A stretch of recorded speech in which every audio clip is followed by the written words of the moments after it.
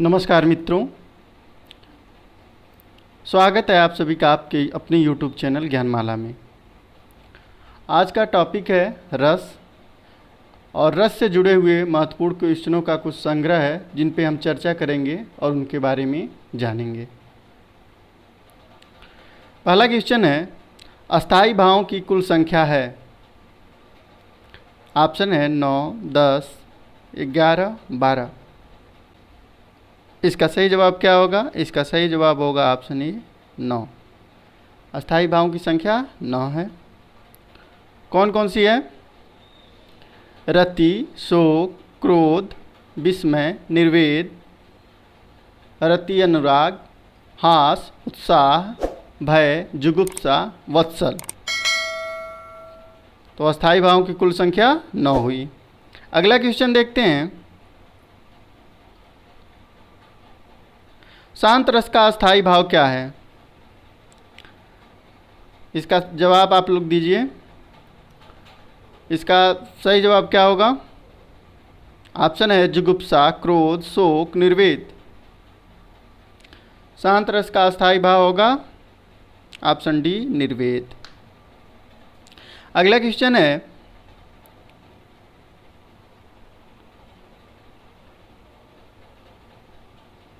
श्रृंगार रस का अस्थाई भाव क्या है? उत्साह, शोक, हास, रति। इसका सही जवाब होगा ऑप्शन डी, रति। श्रृंगार रस का अस्थाई भाव है रति। अगला क्वेश्चन देखते हैं, विस्मय अस्थाई भाव किस रस में होता है? विस्मय अस्थाई भाव किस रस में होता है? ऑप्शन है हास्य, शांत, अद्भुत, विवश। इसका सही जवाब होगा ऑप्शन सी, अद्भुत। अद्भुत रस में विस्मय अस्थाई भाव होता है। अगला क्वेश्चन देखते हैं,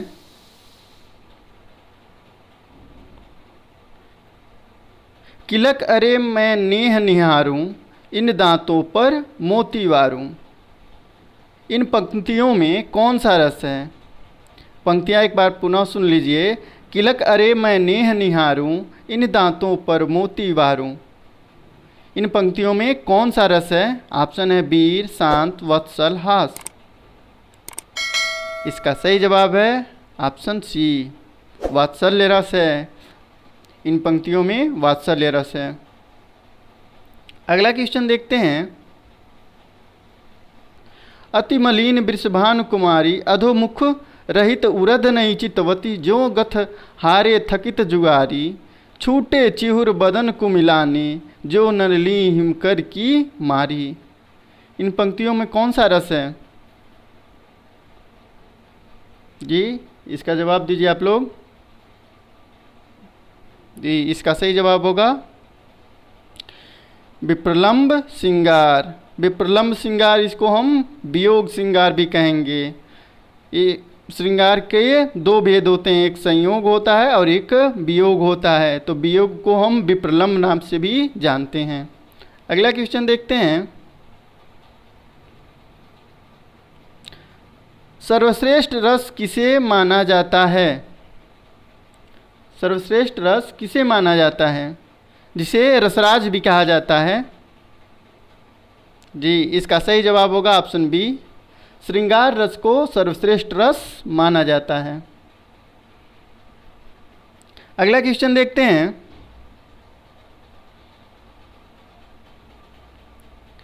कवि बिहारी मुख्यतः किस रस के कवि हैं? ऑप्शन है करुण, भक्ति, श्रृंगार, वीर। तो कवि बिहारी श्रृंगार रस के मुख्य कवि हैं। इनकी रचनाएं अधिकतर श्रृंगार रस से युक्त हैं। अगला क्वेश्चन है, मेरे तो गिरधर गोपाल दूसरो न कोई, जाके सिर मोर मुकुट मेरो पति सोई। इन पंक्तियों में कौन सा रस है? ऑप्शन शांत, श्रृंगार, करुण, हास्य। इसका सही जवाब होगा ऑप्शन बी श्रृंगार रस।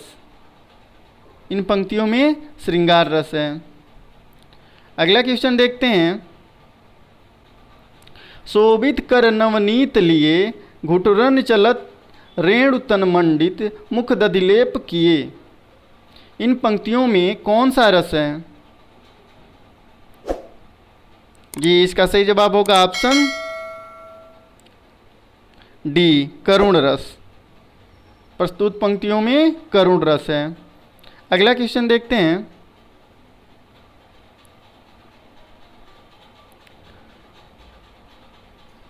दोस्तों, ये जो प्रश्नों का मैं संग्रह आप लोगों के सामने सॉल्व करा रहा हूँ, हमें नहीं लग रहा है कि रस को या कोई भी कोना इससे छूट जाएगा। सारे रस को इसमें समाहित करने की भरपूर कोशिश की गई है। तो आप लोग इसको वीडियो के साथ साथ इसका जवाब आप लोग देते हुए चलिए और अंत में अपना मिलाइएगा और आप कमेंट करके बताइएगा कि कितना क्वेश्चन आप लोगों का सही हुआ। रसोत्पत्ति में आश्रय की चेष्टाएं क्या कही जाती हैं? इसका सही जवाब क्या होगा? इसका सही जवाब होगा अनुभाव। रसोत्पत्ति में आश्रय की चेष्टाएं अनुभाव कहलाती हैं। अगला क्वेश्चन देखते हैं। ट, ठ, ड, ढ वर्णों के प्रयोग का संबंध काव्य के किस गुण से है? इसका सही जवाब क्या होगा? इसका सही जवाब होगा ऑप्शन बी। ट, ठ, ड, ढ वर्णों का प्रयोग ओज रस में होता है।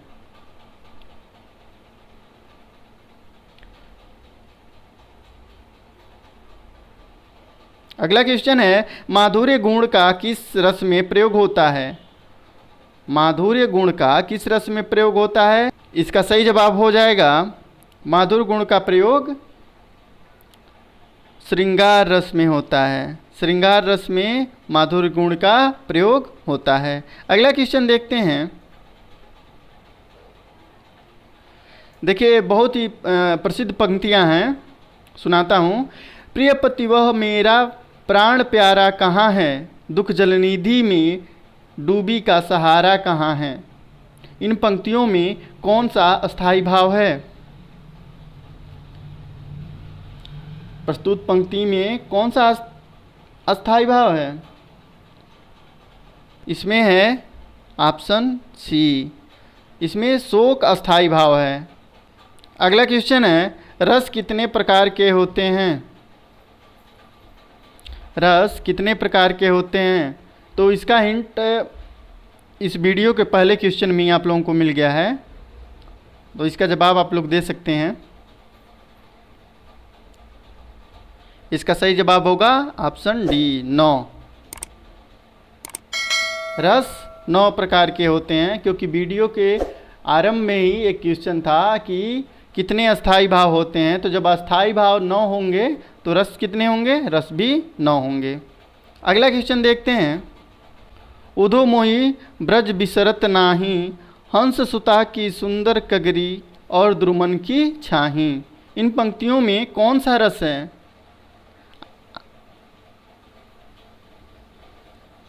इसका सही जवाब क्या होगा? इसका सही जवाब होगा ऑप्शन ए, श्रृंगार रस। प्रस्तुत पंक्ति में श्रृंगार रस है। अगला क्वेश्चन देखते हैं। हिंदी साहित्य का नवा रस कौन सा है? हिंदी साहित्य का नवा रस कौन सा है? तो हिंदी साहित्य का नवा रस है सी, शांत रस। शांत रस हिंदी साहित्य का नवा रस है। अगला क्वेश्चन है। उस काल मारे क्रोध के तन कांपने उसका लगा, मानो हवा के जोर से सोता हुआ सागर जगा। प्रस्तुत पंक्तियों में कौन सा रस है? तो प्रस्तुत पंक्ति में ऑप्शन बी, रौद्र रस है। प्रस्तुत पंक्ति में रौद्र रस है। अगला क्वेश्चन देखते हैं। वाक्यम रसात्मकम काव्यम किसका कथन है? जी, ये बहुत ही महत्वपूर्ण क्वेश्चन है। अधिकतर एग्जाम में जिनमें हिंदी का सेक्शन होता है उनमें ये क्वेश्चन पूछ सकता है, तो परीक्षा के दृष्टिकोण से बहुत ही महत्वपूर्ण क्वेश्चन है। ये इसका सही जवाब होगा ऑप्शन ए। प्रस्तुत जो कथन है इसको विश्वनाथ जी ने कहा है, विश्वनाथ द्वारा कहा गया ये कथन है। अगला क्वेश्चन देखते हैं। मन की उद्दप्त वेदना मन ही मन में बहती थी, चुप रहकर अंतर मन में कुछ मौन व्यथा कहती थी। दुर्गम पथ पर चलने का वो संबल छूट गया था, अविचल अविकल वह प्राणी भीतर से टूट गया था। उपयुक्त काव्य पंक्तियों में कौन सा रस अभिव्यंजित हो रहा है? जो ये पंक्तियां हैं इनको पढ़ने के बाद कौन सा रस आपको महसूस या प्रतीत हो रहा है कि इन पंक्तियों में वह रस है? इसका जवाब आप लोग दीजिए। तो इसका सही जवाब होगा ऑप्शन सी, करुण रस। प्रस्तुत पंक्ति में जो रस अभिव्यंजित हो रही है उसका नाम है करुण रस। अगला क्वेश्चन देखते हैं। वीर रस का अस्थाई भाव क्या होता है? वीर रस का अस्थाई भाव क्या होता है? तो इसका सही जवाब होगा ऑप्शन बी। वीर रस का अस्थाई भाव उत्साह होता है। अगला क्वेश्चन देखते हैं। बहुत ही महत्वपूर्ण क्वेश्चन है। किस रस को रसराज कहा जाता है? किस रस को रसराज कहा जाता है? जी, इसका सही जवाब होगा ऑप्शन ए, श्रृंगार रस। श्रृंगार रस को रसराज कहा जाता है और रसों में सर्वश्रेष्ठ माना जाता है। इसको रसपति भी कहा जाता है। अगला क्वेश्चन देखते हैं।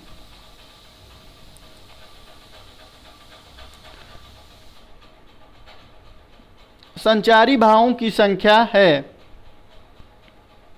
संचारी भावों की संख्या है।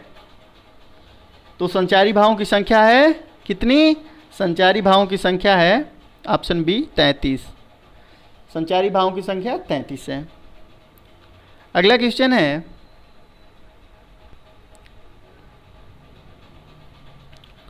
भरत मुनि के रस सूत्र में निम्नलिखित में से किसका उल्लेख है?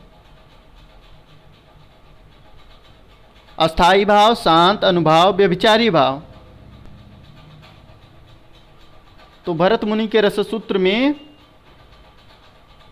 शांत भाव का उल्लेख नहीं है। भरत मुनि के रस सूत्र में शांत भाव का उल्लेख नहीं है। अगला क्वेश्चन देखते हैं। अब देखिए, पहले क्वेश्चन से जुड़ा हुआ एक क्वेश्चन है, पढ़ता हूं। भरत मुनि के अनुसार रसों की संख्या है। भरत मुनि के अनुसार रसों की संख्या है। तो भरत मुनि के अनुसार रसों की संख्या कितनी है? 8 है। जबकि हम पढ़ते कितने हैं? 9 पढ़ते हैं।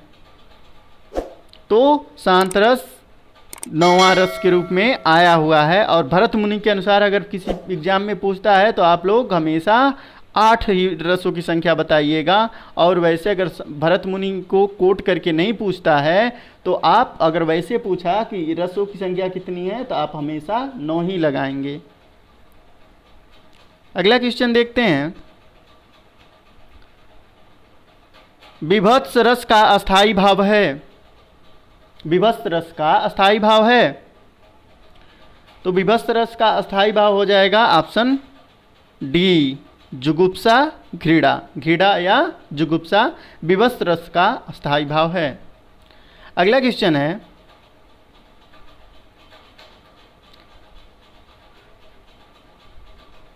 क्रोध किस रस का अस्थाई भाव है? क्रोध किस रस का अस्थाई भाव है? तो इसका सही जवाब हो जाएगा रौद्र। रौद्र रस का अस्थाई भाव क्रोध है। अगला क्वेश्चन देखते हैं। जह तह मज्जा मांस रुचिर लखि परत बघारे, जित जित छिटके हाण सेत कहूँ कहूँ रतनारे।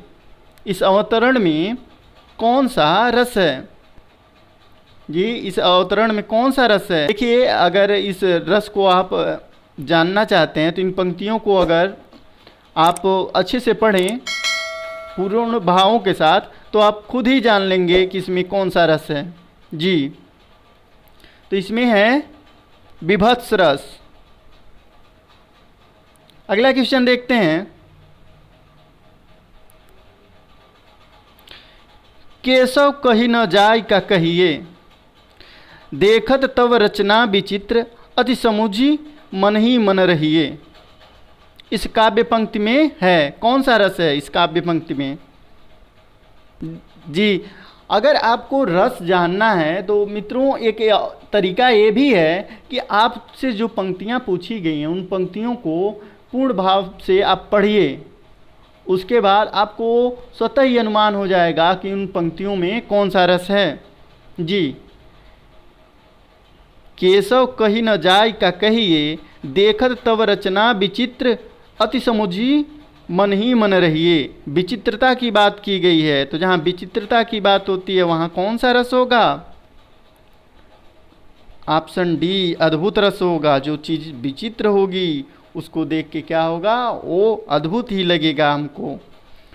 दोस्तों, यह वीडियो आपको कैसा लगा कमेंट करके बताइए। अगर हमारा परिश्रम आपके लिए थोड़ा भी सार्थक हो, आपको इससे लाभ मिले, तो हमारे चैनल को सब्सक्राइब करें और अपने दोस्तों के साथ शेयर करना ना भूलें।